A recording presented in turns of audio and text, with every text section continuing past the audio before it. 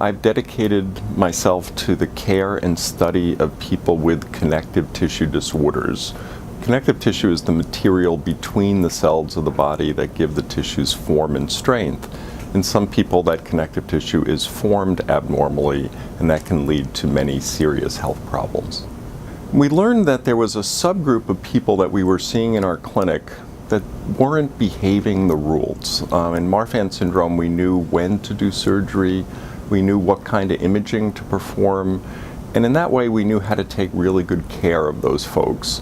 The separate group of people, when we tried to apply the same rules, were not doing so well. They were having tears of their blood vessels when we didn't expect it.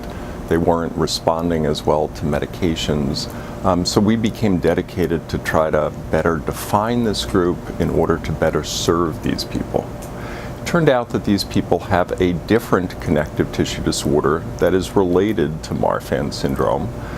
It's caused by mutations in a cellular pathway that we call the TGF-beta pathway. And we've now been able to show that changes or mutations in at least 6 different genes that encode proteins that drive the TGF-beta pathway can cause Loeys-Dietz syndrome. The presentations, the problems of Loeys-Dietz syndrome can be very evident in early infancy, but in other people can show up later in life. Folks with Loeys-Dietz syndrome have many problems throughout the body. It can involve the craniofacial system, things such as cleft palate, for example. Commonly involves the skeleton with overgrowth of the bones and also laxity of the joints.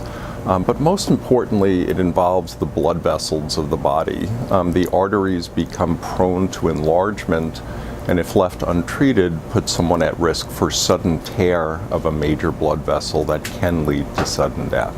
Now know that we need to image all of the blood vessels throughout the body from head to toe, not just focusing on the base of the aorta as we would in Marfan syndrome. We know that certain medications that lower blood pressure and alter cellular behavior show promise for the treatment of Loeys-Dietz syndrome. We know when to refer to our surgical colleagues. We've learned that these patients respond beautifully to surgery as long as the problems are detected early. Our hope is to be able to prevent problems rather than to have to react to problems with surgery. We've gone on to make mouse models of Loeys-Dietz syndrome by introducing mutations that we had first observed in people into the corresponding mouse gene.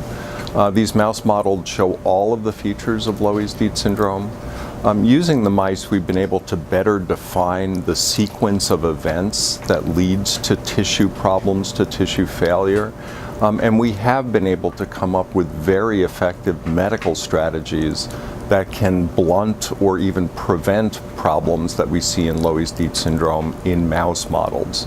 Now the challenge is to determine how those treatment strategies can best be applied to people. We want to be able to rigorously test new medications that we believe will be helpful for people with Loeys-Dietz syndrome. We're trying to find the Achilles heel, find the weak spot in all these molecular links where we can best help someone with Loeys-Dietz syndrome. So we're very fortunate to have many different people in different disciplines who have now dedicated a large part of their career to try to help people with Loeys-Dietz syndrome. Funding that we recently received from the Casper family is allowing us to increase that team.